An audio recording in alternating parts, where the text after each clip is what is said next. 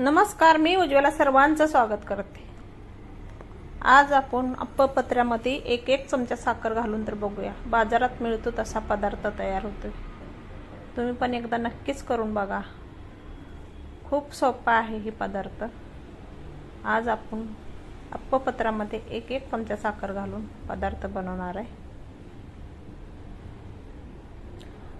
आणि सोप्या पद्धतीने घरच्या घरी 3 साहित्यात तयार होणारा। चला तर मग रेसिपीला सुरुवात करूया आपण।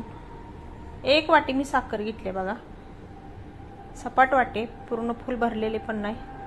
आता गॅसवर मी कढई ठेवले, कढई पण गरम झाले आणि 1 वाटीच पाणी घालूया आपण। गलासाने म्हणलं बा, छोट्या गलासात मी अर्धाच गलास घेतलाय।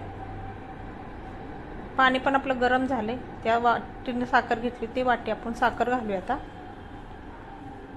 साखर पूर्ण विरघळून घ्यायची, आपल्याला पाक बनवायचा आहे, एक तारी पाक बनवायचा आहे। पाक आपल्याला पुढे जाऊ द्यायचा नाही, अजिबात कडक नाही बनवायचा।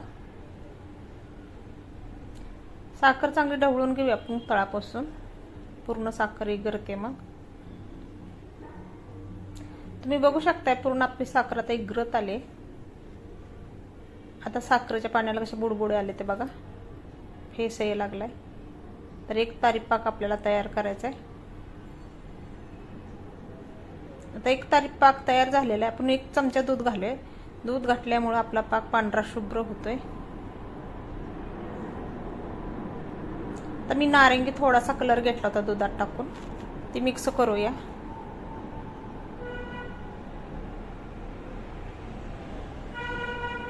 तुम्ही म्हणसाल कोणता पदार्थ बनवायला लागले, रेसिपी पूर्ण बघा, तुम्हाला समजेल मग, आणि तुम्ही पण नक्कीच बघून करचाल।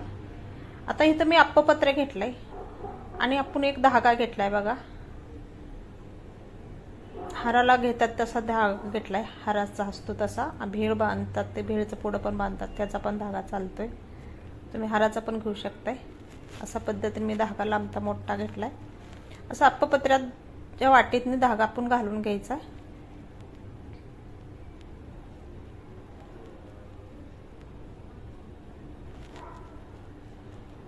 आज आपण बाजारात मिळते तशी आपण गाठी बनवतोय। कोण गाठी बोलतात, कोण हार बोलतात, गुढीला लावायला, गुढीला घालण्यासाठी।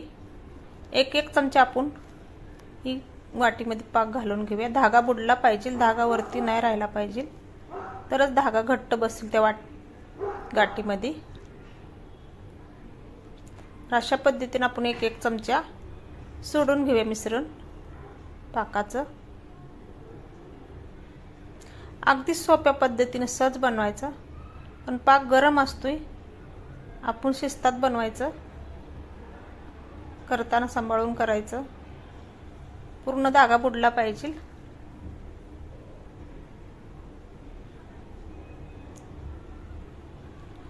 तर अशा पद्धतीने आपण आता सर्व गाठी करणार। 9 गाठी मी बनवते, 13 होते ह्या वाट्या, 13 आहेत, पण मी 13 नाही बनवत, एकतर 7 बनवायच्या नाहीतर 9 बनवायच्या,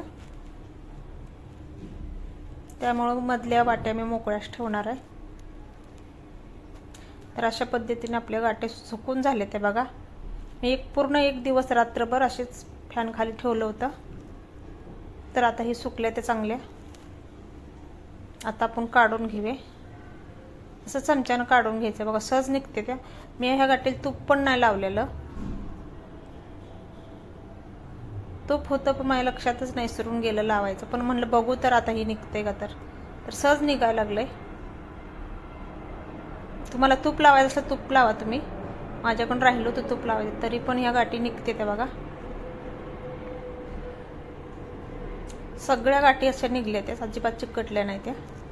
तुम्हाला उचलून दाखवते मी, तुम्ही बघू शकताय। आपला गुढीला लावायला साखरेचा हार हा तयार झालेला आहे। घरच्या घरी जसा बाजारात मिळतो तसाच आहे, मार्केटला तसाच आपल्याला आज आपण हार गुढीसाठी तयार केलेला आहे। बघू शकता किती कलर पण मस्त आहे बघा, खूप सुंदर झालाय।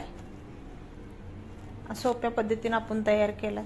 तुम्ही सुद्धा गुढीपाडव्याला हे असा हार बनवा, गाठी बनवा। आमच्याकडे जास्त करून आम्ही गुढीचा हार बोलतो। तर उचलून दाखवते तुम्हाला बघा. अजिबात सुटत नाही का काही नाही. मस्त झालाय. रेसिपी आवडली तर लाईक करा, सबस्क्राईब करा. अशाच आपण नवीन नवीन रेसिपीमध्ये भेटणार आहे. रेसिपी बघितल्यास धन्यवाद. Bye bye.